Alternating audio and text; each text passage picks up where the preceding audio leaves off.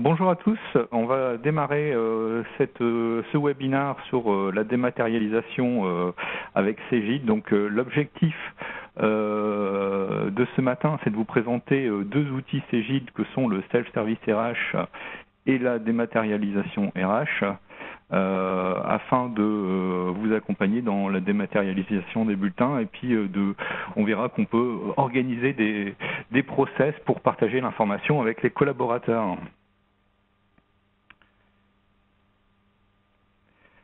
Donc c'est moi, Manuel Dutremet, qui va animer ce webinaire ce matin. Je suis chez Extrémité depuis environ 4 ans et demi maintenant, et je m'occupe de la partie paye sur Cegid, mais également sur Sedge.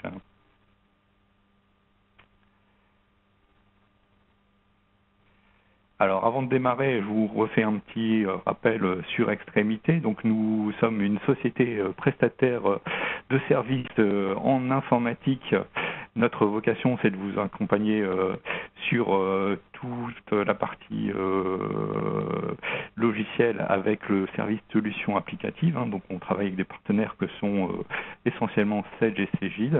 On a également un service développement qui est capable de vous créer des applications autour des solutions éditeurs qu'on propose si vous avez des besoins spécifiques. On a également un pôle d'activité solutions web digitales qui est capable aussi de vous développer vos sites web si vous n'en avez pas ou si vous voulez les améliorer.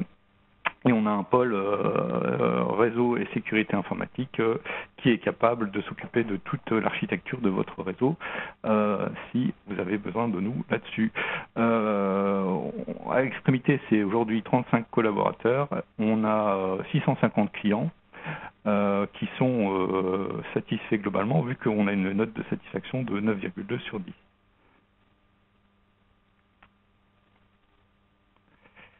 Alors, voici un petit peu ce que je vous propose ce matin. Donc, on va parler d'abord de l'offre Démat RH de Cegid, avec le coffre-fort numérique pour vos salariés. Et on verra l'espace que peut faire le gestionnaire avec la Démat RH Cegid. Ensuite, j'apporterai la partie Self-Service RH qui permet d'autres possibilités.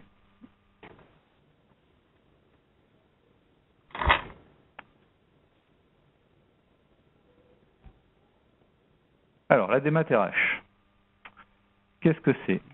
Donc, la solution Démat RH de Cegid, en fait, c'est une solution qui a été développée en partenariat avec la plateforme PeopleDoc. Donc, le but, c'est de créer un coffre-fort numérique pour vos salariés. Donc, ils vont avoir un espace personnalisé dans lequel vous pourrez leur mettre à disposition leur bulletin de salaire, par exemple. On pourra faire avec cette solution de la gestion documentaire. Et on pourra aller jusqu'à mettre en place des signatures électroniques sur des documents qu'on peut transmettre aux salariés.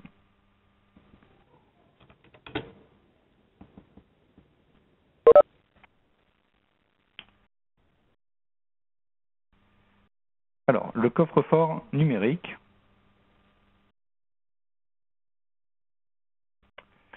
Donc, le salarié va avoir un coffre-fort numérique RH. Donc, c'est une solution qui est hébergée sur le web, qui permet la dématérialisation des bulletins de paye et aussi d'autres documents.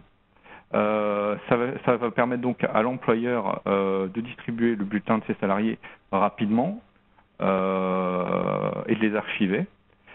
Ça lui évite aussi d'avoir des frais d'envoi postaux, vu que tout est dématérialisé. Le salarié, lui, il va avoir un espace de stockage personnel. C'est ce qu'on appelle donc le coffre-fort. C'est là où seront déposés ces bulletins. Il aura également la possibilité de stocker des documents dans cet espace, enfin tout ce qu'il veut. C'est quelque chose qui va vraiment être personnel, donc l'employeur, lui, n'aura pas accès, il pourra juste déposer dans cet espace les bulletins.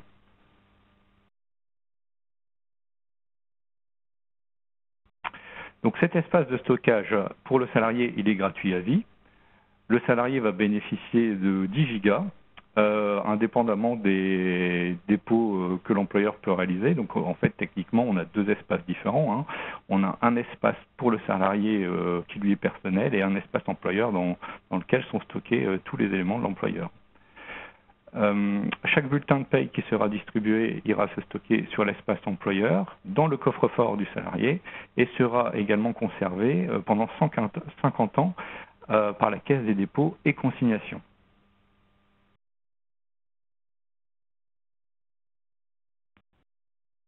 Alors, il y a des dispositions législatives qui entourent tout ça. Depuis la loi El Khomri de 2016 et l'entrée en vigueur du décret au 1er janvier 2017, l'employeur peut choisir la distribution du bulletin dématérialisé sans avoir à obtenir le consentement explicite des salariés. On considère donc désormais que par défaut, le consentement est acquis. Seule une opposition du salarié peut empêcher l'employeur de dématérialiser ces bulletins.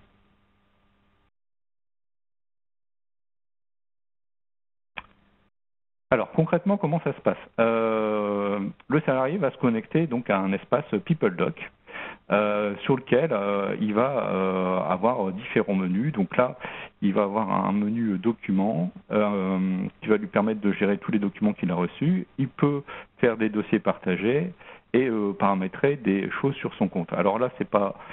J'ai prévu de vous faire une petite démo.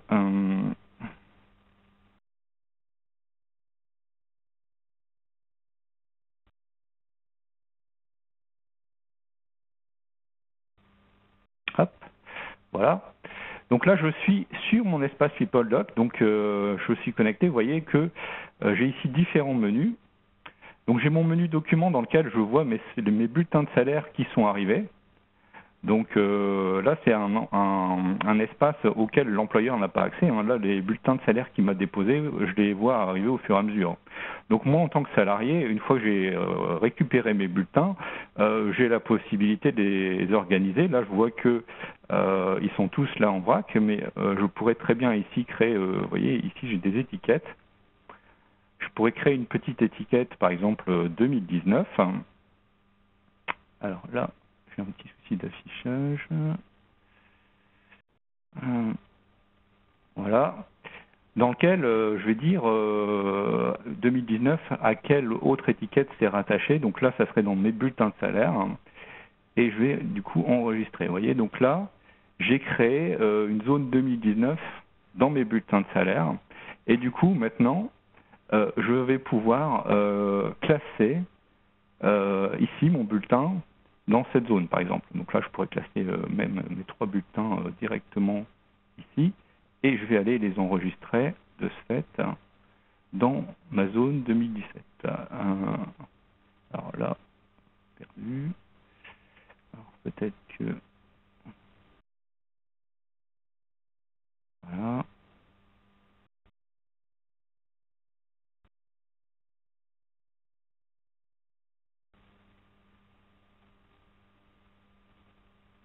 Voilà. Impossible de mettre à jour pour le document. Alors, on commence bien. Alors là j'ai un petit souci, il ne veut pas le mettre, je ne sais pas pourquoi, parce que ça fonctionnait très bien hier.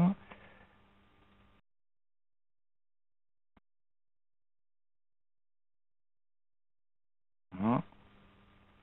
Alors je pense que c'est juste parce que je n'avais pas fermé le truc. Non, il ne veut pas.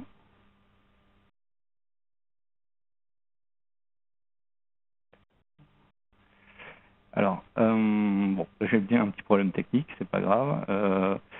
Donc en théorie, du coup, on peut classer les bulletins comme ça par zone. On peut également télécharger les bulletins et les récupérer en local. On peut éventuellement, si on le souhaite, partager le document sélectionné avec d'autres personnes. Et on peut supprimer des documents. Bon là, les bulletins, c'est peut-être pas une bonne idée de supprimer les bulletins. Alors, je peux également aller créer un espace dossier partagé. Ah, il semblerait que j'ai perdu ma connexion. C'est peut-être ça le problème. Je suis resté inactif trop longtemps. Alors attendez, vous me permettez 2 petites minutes, je me reconnecte.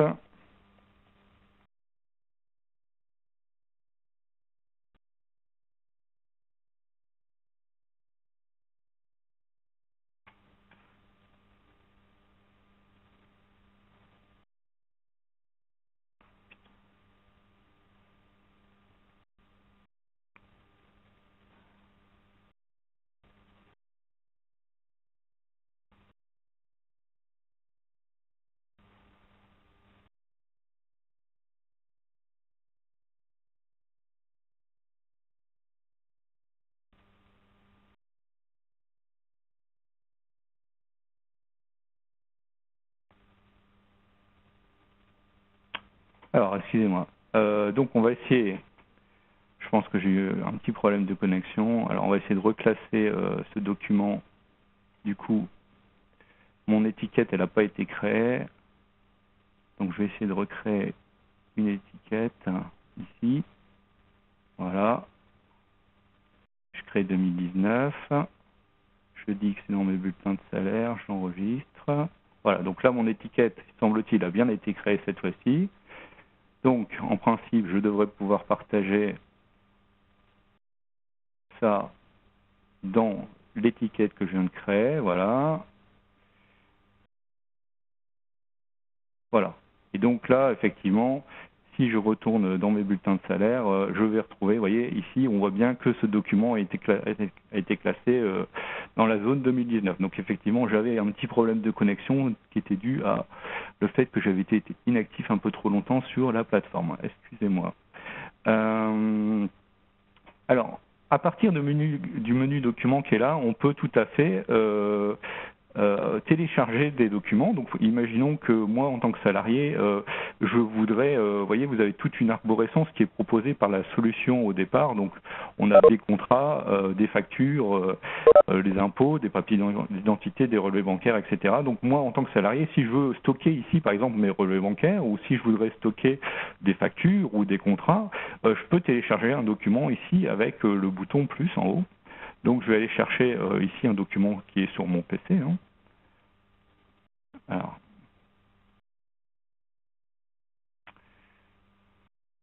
Alors, il faut que je parcours. Je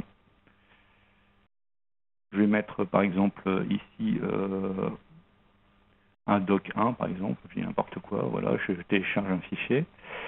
Et du coup, je retrouve mon doc 1 que je viens de télécharger ici. Et donc, imaginons que ça soit un contrat, par exemple, de la même façon, je peux ici classer mon doc 1 du coup dans mes contrats. Hein. Voilà. Donc, ce qui me permet d'avoir, pour moi, en tant que salarié, une gestion de documents et un espace qui est dédié à ça et sécurisé. Voilà, dans lequel je vais recevoir en plus les bulletins de la part de mon employeur. Voilà. Ensuite, si je souhaite, je peux également créer donc un dossier partagé. Donc là, alors imaginons par exemple que je suis en train d'essayer d'obtenir un prêt pour une maison, par exemple. Je pourrais très bien créer un dossier demande de prêt ici, dans lequel je viendrai stocker tous les documents qui seraient nécessaires pour mon banquier pour cette demande de prêt. Et donc ici, je pourrais saisir l'adresse mail de mon banquier, par exemple, et partager avec lui les documents en question avec une date de fin. Donc il aurait les documents à disposition jusqu'à la date que j'indique ici. Donc il recevrait un lien par mail dans lequel il aurait la possibilité de télécharger les documents en question. J'ai aussi la possibilité, si je le souhaite, de sécuriser mon compte ici. Vous voyez, j'ai un bouton compte, ce qui permet d'avoir une double identification sur ce portail. C'est-à-dire que quand vous vous connectez, on vous envoie un SMS et vous devez confirmer avec le SMS que vous avez reçu votre identité, pour des raisons de sécurité, parce que si vous commencez à stocker des informations sensibles ici, ben, vaut mieux sécuriser au maximum l'accès à son compte. Voilà un petit peu tout ce qu'on peut faire avec cet espace utilisateur du côté du salarié.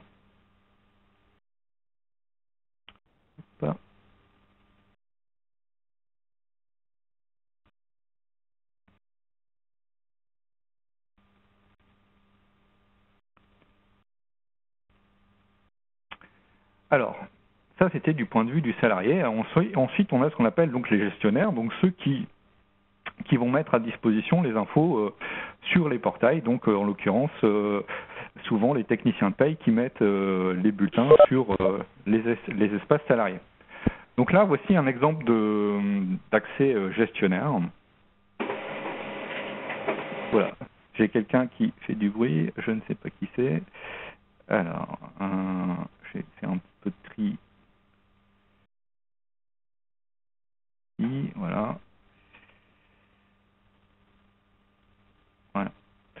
Alors, excuse-moi. Donc, côté espace gestionnaire, on a un certain nombre de possibilités. Vous voyez, ici, on a un menu qui est composé de différentes parties. On a un accueil, on peut aller voir ce qu'il y a dans les salariés, on a une gestion des documents. On peut faire donc des projets de distribution, on a un espace signature, un espace de travail, et on peut sortir des statistiques. Donc là, par exemple, à l'accueil, on a un calendrier dans lequel on peut aller créer, par exemple, des notes ou des rappels pour d'autres collaborateurs. Donc si vous êtes plusieurs à travailler dans le service de paye, vous pouvez dire, par exemple, tiens, pour le 23 février, tu dois faire par exemple les avenants au contrat pour telle personne, ou alors tu dois faire les DPAE pour telle personne, et donc l'autre collaborateur va recevoir des alertes sur toutes les notes que vous pourriez lui mettre ici sur le calendrier.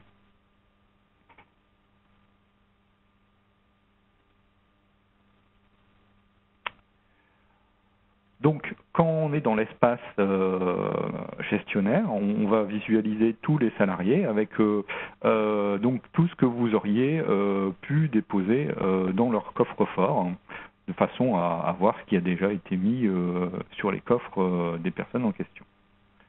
Donc là, on peut filtrer par nom, par prénom, par email, de façon à isoler là où les personnes qu'on souhaite visualiser ici. Voilà.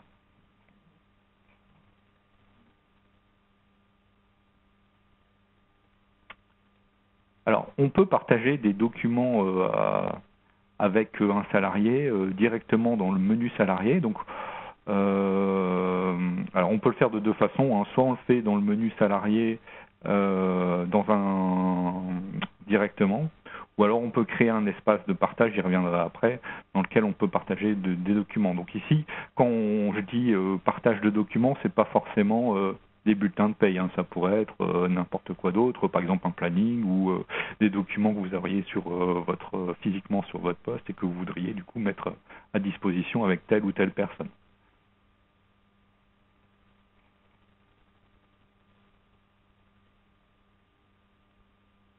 On peut également faire de demandes de documents aux salariés. Donc, par exemple, imaginons que vous gériez une flotte de conducteurs dans l'entreprise et donc vous avez besoin d'avoir régulièrement les permis de conduire de vos salariés. Donc, vous pourriez très bien, avec cette fonctionnalité-là, par exemple, demander à chacun de vos salariés une copie du permis valide à telle échéance, ou alors ça pourrait être un RIB si jamais il vous manque le RIB d'un salarié, et donc avec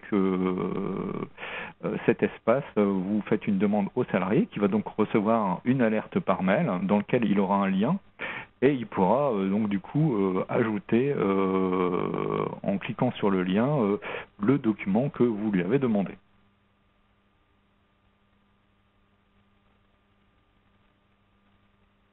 Donc une fois que vous avez reçu le document du salarié et vous êtes prévenu par une alerte, donc vous pouvez visualiser ce qui vous a transmis et ensuite donner suite. Alors soit vous acceptez le document parce qu'il correspond bien à ce que vous attendiez, hein, soit ça va pas du tout et vous pouvez dire au salarié que bah non, il faut que il refasse la transmission parce que le document qu'il vous a envoyé n'était pas conforme à ce que vous attendiez.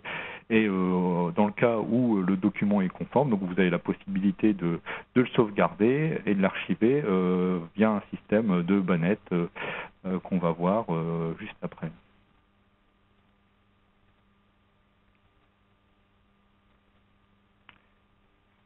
Excusez-moi, je me suis un petit peu emballé. Donc en fait, les bannettes, ce sont des dossiers partagés. On va dire à tel collaborateur a le droit d'accéder à telle ou telle bannette, et on va pouvoir archiver dans chaque bannette les documents qui doivent s'y trouver en fait. Donc là par exemple, si j'avais créé une bannette permis de conduire, hein, pour continuer sur mon exemple précédent, donc je vais créer une bannette permis de conduire et je vais dire telle personne de l'entreprise peut y accéder et vérifier que tous les permis sont bien conformes et valides.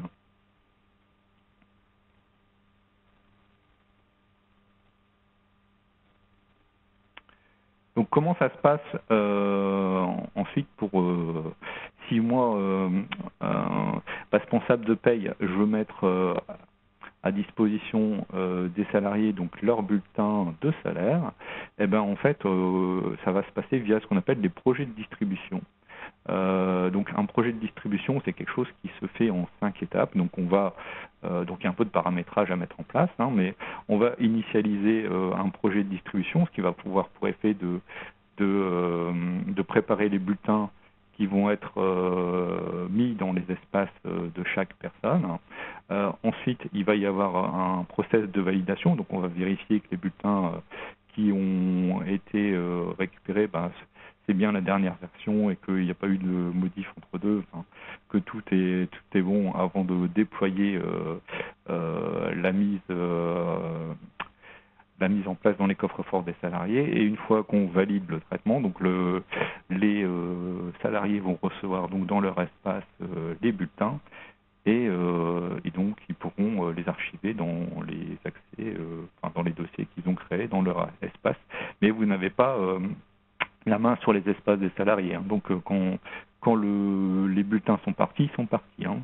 Donc c'est pareil que quand vous les donnez papier finalement. Une fois que vous avez donné un bulletin papier à un salarié, le salarié l'a en main et puis vous n'avez plus la main dessus. Donc on est sur la même logique, sauf que là c'est dans un accès sécurisé et vous avez donc la traçabilité de ce que vous avez déposé, vu que tout ce que vous avez envoyé à vos salariés est également stocké dans votre espace employeur. Donc vous pouvez visualiser à tout moment les bulletins qui ont été déposés dans les espaces des coffres-forts des salariés.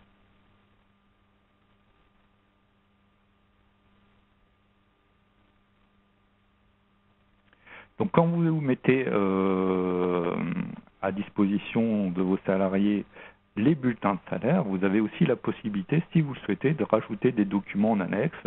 Alors ça peut être des documents qui sont nominatifs ou pas, donc on pourrait très bien mettre une note à tous les salariés donc dans un fichier non nominatif, ou alors au contraire créer certaines annexes pour certaines personnes et les rajouter du coup en annexe des bulletins concernés de façon à leur diffuser une information quelle qu'elle soit, hein.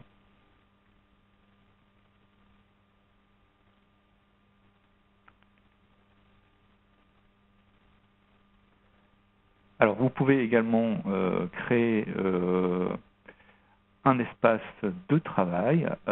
Donc là, en gros, ça va être un espace de partage qui va vous permettre de partager des documents avec des personnes internes à l'entreprise. Mais là, l'avantage par rapport à la bannette de tout à l'heure, c'est qu'ici, vous pouvez aussi inclure dans les espaces de travail des personnes qui sont externes à l'entreprise. Donc là, ça va se passer avec une adresse mail où vous allez rentrer l'adresse mail de la personne qui est invitée, qui va recevoir un lien pour se connecter.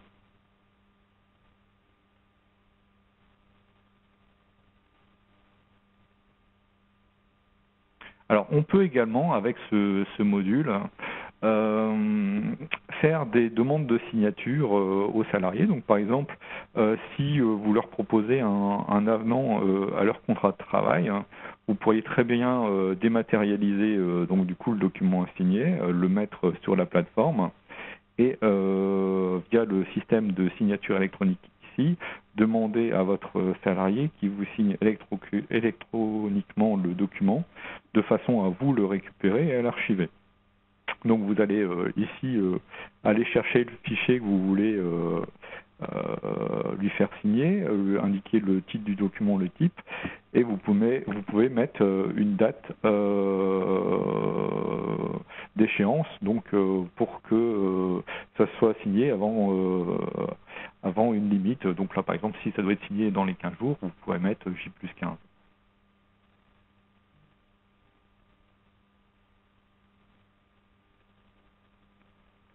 Donc là, ce qui va se passer, c'est que quand vous allez envoyer un document à la signature pour un salarié, il va recevoir un lien par mail l'invitant à signer le document.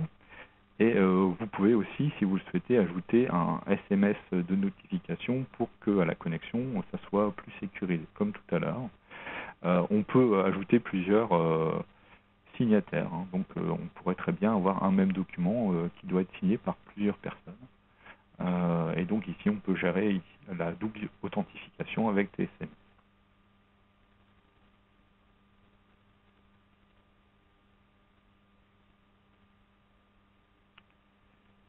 Donc là, vous avez la possibilité de paramétrer un petit peu ce qui va se passer à l'issue de l'envoi du document qui demandait la signature. Donc vous mettez la date limite. Vous pouvez recevoir un email si un ou plusieurs signataires ont refusé de signer les documents, ou vous pouvez recevoir un email si quelqu'un a signé le document, ou les deux, pourquoi pas. Tout ça, c'est paramétrable dans l'application. Si jamais un document n'était pas signé à la date d'expiration que vous avez déterminée, et ben dans ce cas-là, ça équivaut à un refus de signature.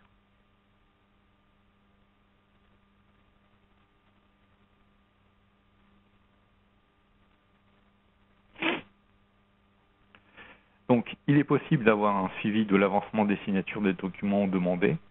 Donc là, quand vous êtes dans l'espace gestionnaire, dans la partie signature, vous pouvez, avec des filtres, afficher tous les documents qui ont été signés, tous ceux qui ne l'ont pas été, tous ceux qui n'ont pas été signés à la date d'expiration.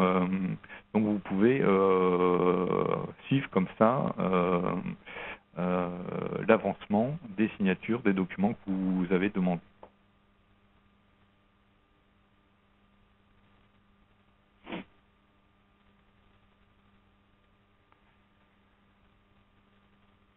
Donc on peut également faire des relances sur les documents qui n'ont pas encore été signés. Donc là, vous avez un petit bouton qui vous permet, si vous voyez que 10 jours après l'envoi, par exemple, votre collaborateur il n'a pas signé son avenant, vous pouvez lui envoyer un petit rappel par mail au cas où il ne l'aurait pas vu, de façon à ce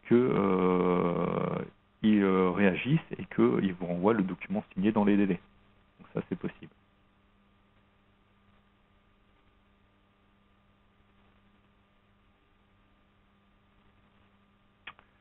Voilà un petit peu pour la partie démat RH. Le but était de vous montrer un petit peu les différentes possibilités de l'outil. Alors on va maintenant passer à la deuxième partie de ce webinaire qui est le Self-Service RH, qui est un autre module de Cegid que je vais vous présenter maintenant.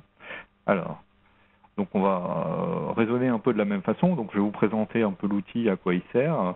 On verra qu'on a un espace collaborateur et un espace manager. Et puis j'ai des questions qui m'ont régulièrement été posées sur ce module-là, donc je les ai recensées à la fin de façon à y répondre tout de suite, comme ça ce sont des questions que vous ne vous poserez plus.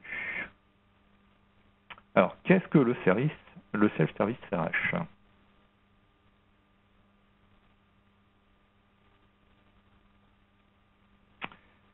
Alors, le self-service RH est un module de la paye, en fait, qui permet de créer un espace d'échange entre les collaborateurs pour organiser la circulation de l'information. Donc, on va voir que les collaborateurs et ce qu'on appelle des managers vont avoir des possibilités différentes qui leur sont offertes.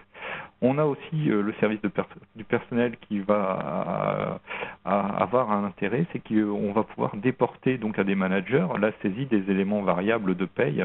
Par exemple, c'est ce que vous faites actuellement avec vos masques de saisie. Si vous avez des masques de saisie dans lesquels vous mettez vos primes tous les mois, par exemple, ou les heures supplémentaires tous les mois, avec ce module Self-Service RH, vous pourriez déléguer la saisie de ces éléments variables à des managers qui gèrent des équipes, donc qui eux connaissent bien les heures des différents membres de l'équipe ou les primes qu'ils vont vous verser. Donc dans ce cas-là, ce serait les managers qui saisiraient directement sur leur espace et ça remonte en fait dans l'application au niveau de la paye. Donc ça sous-entend qu'il faut créer des masques de saisie spécifiques pour chaque service, parce qu'on peut avoir une organisation par service. Par exemple, le manager du service informatique va peut-être pas saisir les mêmes informations que le manager du service production, je dis n'importe quoi. Et donc du coup, on pourrait tout à fait envisager de créer des masques personnalisés pour chacun des responsables, de façon à ce que chacun ait accès à l'information qui le concerne et pouvoir saisir les éléments qui le concernent. Donc on va pouvoir créer également avec cette application un workflow qui va permettre d'organiser les différentes demandes qui peuvent émaner des salariés. Donc si vos salariés font des demandes de congé, par exemple, ou des demandes de modification des informations personnelles, on va créer une organisation qui permet de dire quelle personne valide les demandes de congé, par exemple, quelle personne valide le fait que le salarié modifie ses infos personnelles. Voilà. Alors, donc on a deux espaces qui sont gérés dans l'application. Donc on a un espace collaborateur, dans un premier temps. Donc dans l'espace collaborateur, on va retrouver un certain nombre d'informations qui nous concernent nous. Donc on va retrouver son état civil, ses coordonnées, ses informations bancaires, son lieu de travail, son contrat. Le salarié peut également avoir accès au taux du prélèvement à la source qui est actuellement connu de son service de paye. Ce qui permet aussi de lui avoir un suivi sur ce sujet-là avant de recevoir son bulletin. S'il se rend compte que le taux n'est pas bon, par exemple, ça lui permet de réagir tout de suite et d'en informer son responsable de paye. Donc, dans l'espace collaborateur, on va retrouver également le nom de son responsable et de ses collègues. Bon, en général, on les connaît, mais bon, ils sont disponibles ici. Et on va avoir un certain nombre d'éléments qui sont disponibles. Donc là, par exemple, je peux avoir un suivi de mes soldes de congés, de RTT. Donc ici, on va mettre tous les soldes qu'on veut gérer. Donc ça peut être des congés, des RTT, mais si par exemple, je dis n'importe quoi, vous avez des compteurs d'heures de récup ou des compteurs quels qu'ils soient d'ailleurs, on peut très bien paramétrer l'application pour que le salarié ait accès à tous les soldes pour lesquels on veut qu'il ait le détail. Voilà. Ensuite, le collaborateur va pouvoir suivre ses demandes. Donc, il va faire de demandes de congé, par exemple. Il va pouvoir voir si sa demande elle a été validée ou pas, pourquoi, et à quelle date elle a été validée, si elle l'est, par exemple. Et il peut également consulter un calendrier dans lequel il va voir un petit peu le planning de lui et de toute son équipe.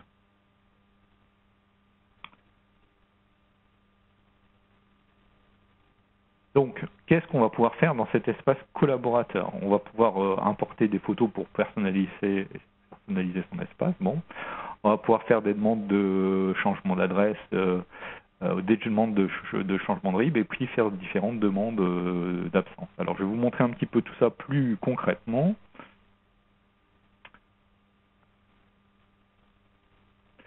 Voilà, donc là, je suis dans la paye. Hop. Voilà, donc là, voilà un petit peu comment ça se présente. Donc là, je suis connecté en tant que Manuel Outremet sur mon espace. Et vous voyez, je vois que il me reste à poser un certain nombre de jours de CP et un certain nombre de jours de RTT, ici. Je peux, si je le souhaite, avoir un petit peu le détail de tout ça. Là, vous avez un petit bouton. Voilà.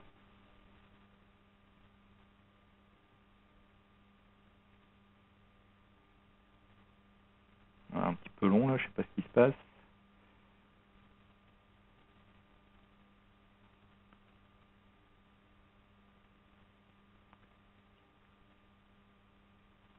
Alors, normalement c'est quasi instantané, tout à l'heure ça fonctionnait bien. Alors est-ce que c'est parce que je suis resté trop longtemps inactif aussi ici et qui m'embête comme tout à l'heure?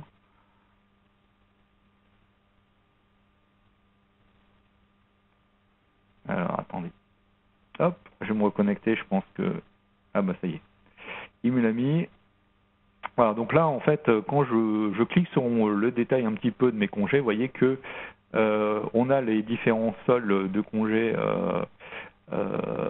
des périodes en question, donc N-1, avec le nombre de jours acquis sur les périodes et ce qui a été pris sur chacune des périodes, ce qui me permet d'avoir un solde. Donc ça, j'ai une gestion sur les congés, sur les RTT, mais je peux avoir une gestion sur d'autres compteurs si je le souhaite. Là, c'est à paramétrer dans l'application en fait.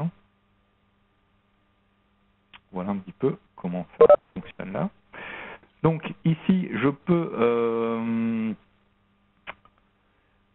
déclarer par exemple des absences. Donc là, si, imaginons, je veux prendre une semaine de congé, parce que je suis un petit peu fatigué de la période de janvier, par exemple. Voilà.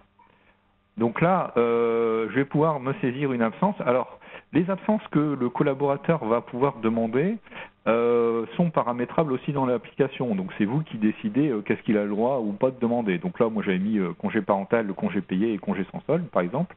Imaginons que j'ai épuisé mon stock de congés et que je voudrais prendre un petit peu de sans solde. Eh ben, je vais pouvoir ici demander, par exemple, allez, j'ai envie d'avoir un petit week-end prolongé là au mois de mai. Ici, du 20 au 21, voilà, un congé sans solde. Alors, vous remarquerez que j'ai sélectionné 2 jours, donc là, il m'a mis les jours en question, et il me calcule automatiquement le nombre de jours et le nombre d'heures. J'ai pas la possibilité de saisir ici des jours et des heures, c'est le système qui va calculer ça en fonction des dates que je lui ai indiquées. Donc pour que ça fonctionne bien, il faut que vous ayez dans votre logiciel de paye une gestion des calendriers qui soit aux petits oignons, j'ai envie de dire, hein, que chaque personne ait un calendrier qui correspond à ses horaires avec les jours travaillés et les jours fériés qui soient correctement du coup alimentés. Donc là par exemple j'ai demandé 2 jours de congé sans solde, donc je vais valider la saisie. Voilà. Et vous voyez que là, du coup, j'ai une demande qui est en attente sur le mois de mai, qui pour l'instant n'a pas encore été validée. Donc là, bon là, je me suis mis responsable. Donc du coup, je fais ma demande et je valide moi-même la demande que j'ai émise. Mais on pourrait très bien faire autrement. Hein. Tout ça, ça fait partie d'un workflow qui doit être paramétré dans l'application. Donc là, j'ai saisi donc des congés payés sur le mois d'avril et des congés sans solde sur le mois de mai. Alors, en fait, le truc, c'est que ici, normalement,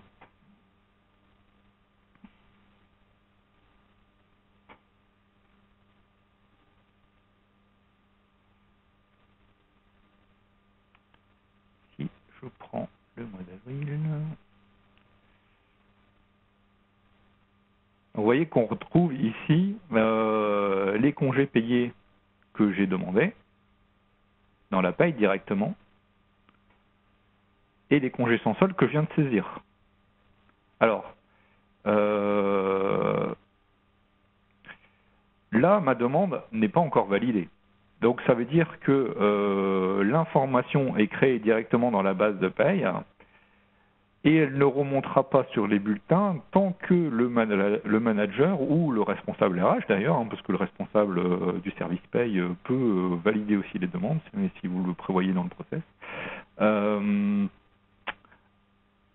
Tant que ce n'est pas validé, si vous voulez, la demande est créée dans le logiciel de paye, mais elle ne remontera pas sur les bulletins. C'est seulement une fois que la demande a été validée que ça va remonter dans les bulletins.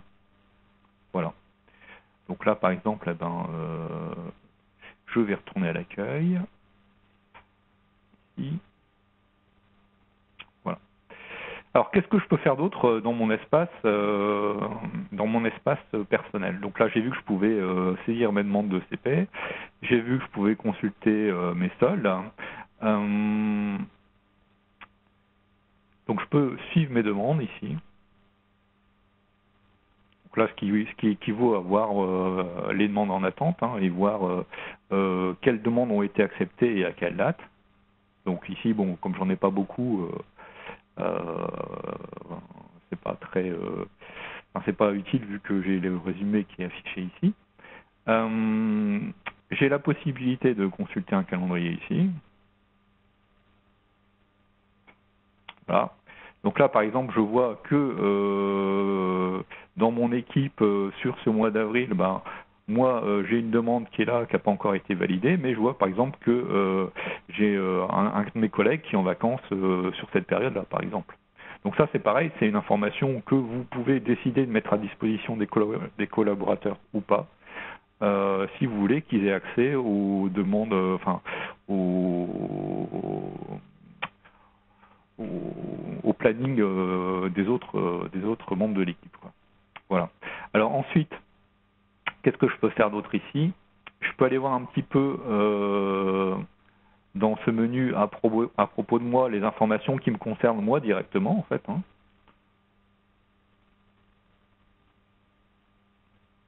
Voilà. Donc là, je retrouve un petit peu date de naissance, ma situation familiale, etc. Je vois que je suis consultant formateur depuis un certain temps chez Extrémité, voilà. Là, j'ai accès à mon taux de passe. Donc là, il n'est pas affiché parce que je suis sur une base démo et forcément, j'ai mes pas de DSN sur cette base, donc forcément, j'ai pas de taux de passe en face, hein. Donc ça, mais si j'avais quelque chose, ça serait affiché là. J'ai la possibilité, alors ça c'est pareil, on n'est pas obligé d'autoriser les utilisateurs à le faire, mais on peut le faire si on souhaite. Je peux autoriser mes salariés à venir ici directement modifier leurs coordonnées. Donc là, je peux mettre ma nouvelle adresse si j'ai déménagé par exemple. Et je pourrais joindre un justificatif de ma nouvelle adresse, donc une facture d'électricité ou que sais-je, pour justifier du fait que j'habite plus à la même adresse. Donc là, si j'autorise les salariés à faire cette demande ici, c'est la personne responsable, donc là en général on met la personne du service RH qui va valider que la demande est conforme, c'est-à-dire que le justificatif qui a été joint, ça correspond bien à l'adresse qui a été renseignée par le salarié, et si la demande est confirmée par le responsable RH, à ce moment-là, c'est mis à jour les coordonnées dans la fiche salarié dans la paye. Donc on peut faire la même chose ici avec les informations bancaires. Donc si on peut autoriser le salarié à venir saisir son RIB directement dans l'application. Donc ici, il pourrait très bien mettre sa nouvelle banque s'il vient de changer de banque, mettre ici en pièce jointe son nouveau RIB. Donc là, c'est pareil, ça va créer une alerte à la personne qui est désignée responsable, qui va la valider. Et si elle le valide, ça va mettre à jour donc, dans l'application de paye directement les coordonnées bancaires du salarié.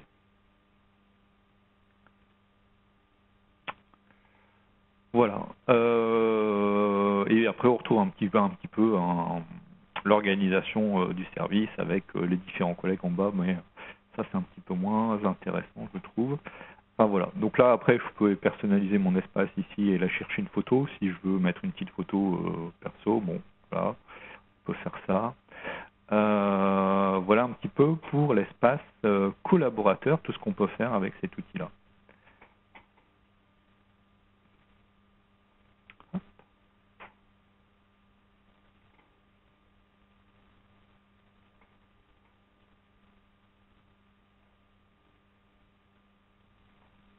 Donc on va parler maintenant un petit peu de ce qu'on peut faire en tant que manager responsable donc dans le self-service RH.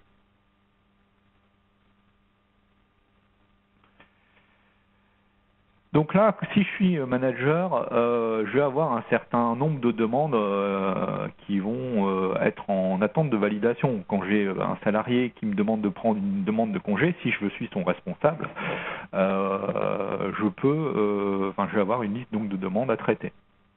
Donc là, il faudra que je lui accorde ou pas ses congés en fonction du planning, de la charge de travail, etc. Quand je vais valider la demande ou la refuser, d'ailleurs, je peux lui mettre un petit commentaire avec une explication ou un petit message personnel. Donc là, je vais retrouver donc, dans cet espace le nombre de demandes à valider. On va retrouver aussi un petit graphique par type d'absence qui sont gérées. Donc là, en fonction des absences, des compteurs que vous voulez mettre, on va retrouver le nombre de CP qui reste à prendre pour vos différents collaborateurs de votre équipe. On va retrouver le nombre de RTT pour chaque membre de l'équipe aussi qui reste à prendre. On va pouvoir, à la connexion, voir quels sont les collaborateurs qui sont absents cette semaine. Et on va voir un petit peu, il y a aussi un graphe qui permet de visualiser la parité de votre équipe.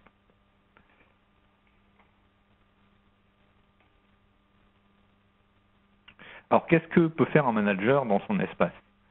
Lui, il peut valider les demandes d'absence de ses collaborateurs. Il peut saisir des éléments variables de paye. Donc c'est ce que je disais tout à l'heure, si vous voulez saisir des primes, des heures sup, etc., pour que votre responsable RH récupère directement les infos dans la paye, c'est possible. On va pouvoir saisir par exemple des absences pour un collaborateur. Donc imaginons que vous êtes chef de chantier et vous avez un salarié qui vous appelle le matin et qui vous dit ah bah ouais je suis malade pendant 4 jours, j'ai chopé un truc qui m'empêche de venir cette semaine par exemple. Vous pouvez tout à fait saisir pour cette personne-là qui est dans votre équipe, donc un arrêt maladie ou une absence sans solde de telle date à telle date. Donc là, c'est pareil, c'est quelque chose que vous paramétrez sur les managers. Vous allez dire, tel manager peut saisir tel type d'absence. Donc tout ça, c'est à mettre à plat quand on déploie l'application, de façon à ce que chaque responsable, du coup, ait accès à la saisie des absences qui le concernent. Et on peut aussi extraire ici des soldes de compteurs directement dans l'application pour avoir les soldes de CP des membres de son équipe ou les soldes de RTT des membres de son équipe. Alors, je vais vous montrer un petit peu ça concrètement, ça sera plus pratique. Alors, voilà. Donc là, vous voyez, je suis dans mon espace salarié de tout à l'heure. Mettre un truc plus comme ça. Voilà.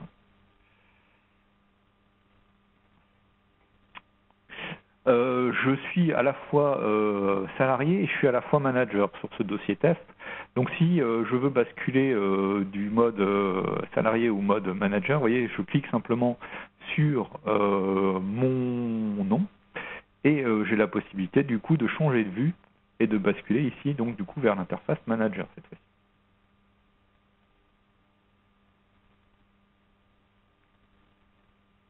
Voilà.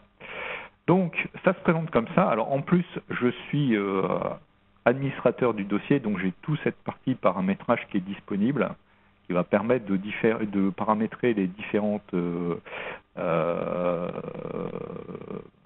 possibilités de l'application, si vous voulez. Donc là, il y a, en général, on définit un administrateur et c'est lui qui a accès à ça. Un responsable classique, normalement, n'a pas accès à cette partie paramétrage. Alors, donc ici, ce serait bien que j'ai une meilleure vision. Là, je vois pas. Alors, donc là, vous voyez, j'ai des absences à valider déjà. Donc là, je vois que j'ai 2 absences à valider, par exemple. Donc je peux aller simplement en cliquant dessus, voir un petit peu ce qui se passe. Donc là, je vois que j'ai fait une demande à moi-même de congés sans solde et de congés payés. Donc là, a priori, j'ai aucune raison de me refuser à moi-même mes propres demandes. Donc je vais tout simplement accepter les demandes. Voilà. Donc à partir du moment où ma demande est acceptée, elle va remonter dans la paye si sur les bulletins, je veux dire, s'il n'y a pas d'autres actions entreprises par le responsable paye, qui a finalement le dernier mot sur ces absences. Donc on pourrait très bien imaginer que le collaborateur manager ait validé à tort une absence, par exemple, et donc il peut toujours, dans ce cas-là, soit supprimer l'absence qui a été validée pour l'annuler.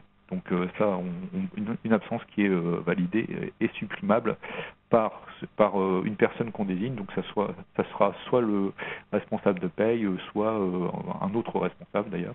Voilà, ça on peut le définir aussi. Ensuite, qu'est-ce que je peux faire d'autre en tant que responsable? Donc j'ai le calendrier de mon équipe qui est là. Donc là, je vais retrouver tous les membres de mon équipe qui sont ici, avec une visu sur le planning et voir quand les gens sont présents en fait. Et si je vais sur un salarié, voilà, je peux très bien, moi en tant que responsable, lui saisir une absence, donc lui dire, lui par exemple, on est le 25 avril, bon là lui pas de bol, il est en CP, mais par exemple le 26 avril, il a un accident de trajet, par exemple, eh ben, moi je peux le saisir directement pour que mon responsable de paye derrière récupère l'information en temps réel. Donc en fait, il n'y a pas de décalage entre le moment où je saisis et le moment où ça arrive dans la paye, hein, parce que les deux applications sont connectées sur la même base de données, donc l'information c'est en temps réel. Je peux aussi saisir des absences collectives, hein, si imaginons, je sais pas, malheureusement je dois émettre au chômage technique une dizaine de personnes ou plus sur une période identique, rien ne m'empêche de le faire avec ce menu-là.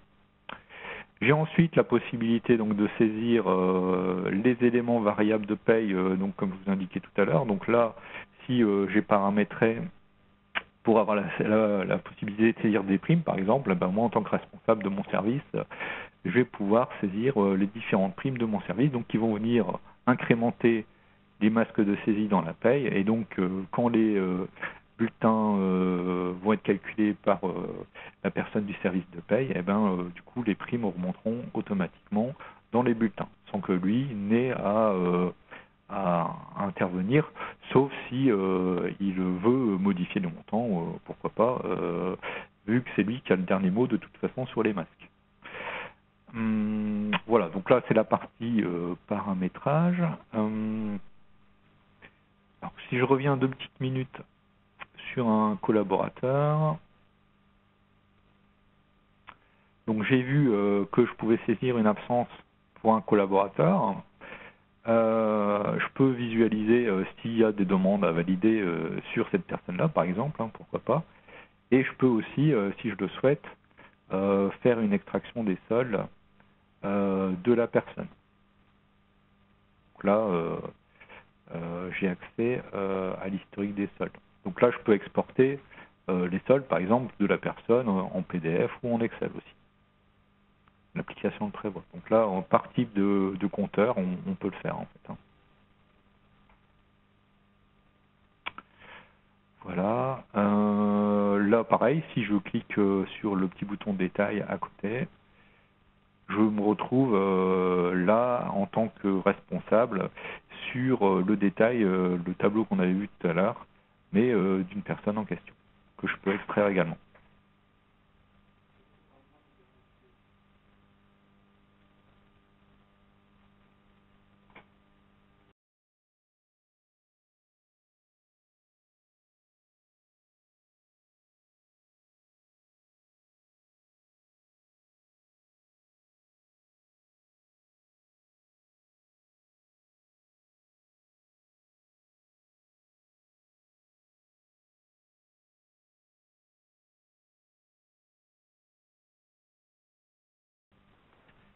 Est-ce que vous, excusez-moi pour cette petite interruption, est-ce que vous pouvez me confirmer dans le chat que vous m'entendez toujours, s'il vous plaît?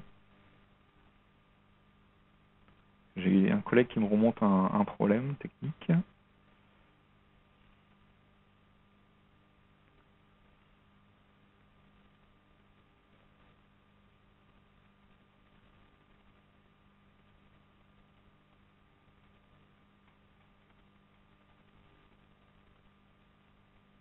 Ok, très bien, merci.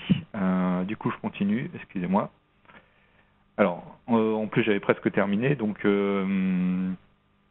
on continue. Donc, j'ai ici isolé des questions-réponses qu'on me pose souvent sur cette application-là. Après, je rouvrirai les micros, hein, si vous avez d'autres questions à me poser, on regardera ensemble. Alors, donc, est-ce qu'il y a un délai de traitement entre la saisie dans le self-service RH et la visualisation dans le logiciel de paye? Donc, c'est ce que je vous disais tout à l'heure, hein, non, les deux outils travaillent sur la même base de données, donc les informations remontent donc en temps réel directement dans la base de paye. Donc, bien entendu, en ce qui concerne la gestion des absences, une absence qui n'est pas validée ne remontera jamais sur un bulletin. Ensuite, en dehors de la connexion à son espace, le manager est-il informé qu'il a des demandes à traiter? Oui, quand vous avez des demandes, quand vous recevez des demandes, en fait, vous recevez des mails d'alerte pour vous dire que vous avez des demandes à traiter. Donc là, dans ce cas-là, le mail n'a juste qu'une vocation d'alerte, c'est-à-dire que vous ne pouvez pas valider directement à partir d'email les demandes en cours.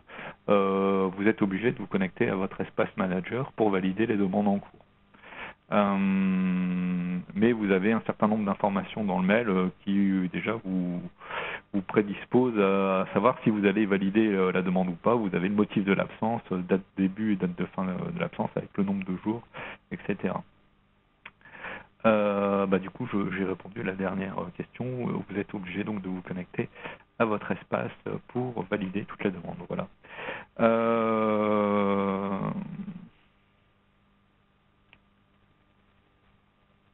Donc, à partir de quand les absences remontent-elles en paye? Donc, seules les absences validées donc, vont remonter sur les bulletins. Le gestionnaire de paye a toujours le dernier mot sur les absences, c'est-à-dire que si une absence n'est pas validée, le gestionnaire de paye peut la valider s'il le souhaite. Il peut même aller jusqu'à supprimer les demandes et modifier le nombre de jours si jamais le nombre de jours qui a été calculé par l'application ne lui convient pas, mais en général, si le calendrier est bien paramétré, normalement, il n'y a pas de raison que ça se produise. Le manager peut également supprimer une absence qui a été validée si, par exemple, il y a eu une erreur. Dans les fichiers qui sont déposés sur l'application, est-ce qu'il y a une limite de taille? Oui, vous ne pouvez pas dépasser 2 mégas si vous venez déposer des fichiers ici. Donc, par exemple, si vous enregistrez un RIB que vous voulez transmettre à votre RH, il faut que le RIB que vous avez enregistré fasse moins de 2 mégas. Les personnes ayant accès à l'application doivent-elles obligatoirement appartenir à la société? Alors non, on peut créer ce qu'on appelle des intervenants extérieurs et leur donner des droits pour accéder à certaines fonctionnalités. Ce qui arrive fréquemment si vous avez une personne qui traite la paye pour plusieurs sociétés sur une holding, par exemple. Elle a plusieurs sociétés à gérer. On pourrait très bien imaginer donner les droits à cette personne sur X sociétés pour lui permettre de soit saisir des éléments variables de paye ou alors, pourquoi pas, saisir des absences. Voilà, j'ai terminé cette présentation. Je vais vous rouvrir les micros si vous avez des questions.